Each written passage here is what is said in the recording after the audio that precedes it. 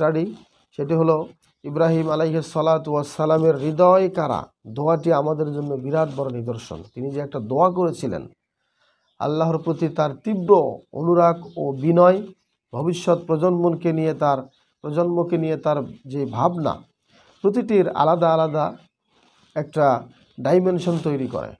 অর্থাৎ এই দোয়া আমাদেরকে আমাদের নিজেদের দিকে ফিরে তাকাতে শেখায়। আমাদের দোয়াগুলোও কি এমন? আমরা কি আমাদের ও আমাদের সন্তানদের আত্মিক উন্নতি নিয়ে দোয়া করি, নাকি আমাদের চাওয়াগুলো সব দুনিয়া কেন্দ্রিক? এটা ভাবতে হবে। ইব্রাহিম আলাইহিস সালাতু ওয়াস সালামের দোয়া আমাদেরকে দুনিয়া ও পরকাল উভয় জগতের কল্যাণ চাওয়ার শিক্ষা দেয়। আমরা আমাদের সন্তান ও পরবর্তী প্রজন্মের জন্য কি নীতি আদর্শ রেখে যাচ্ছি তা নিয়ে গভীরভাবে ভাবতে শেখায়।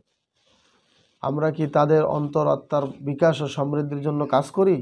তাদের হৃদয়ে ইমানি বীজ বুনে দেওয়ার কোনো চেষ্টা করি?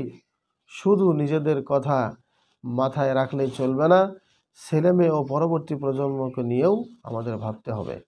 দেখুন আরও বিস্তারিত ইবনে মাজাহ 4260 নম্বর হাদিস।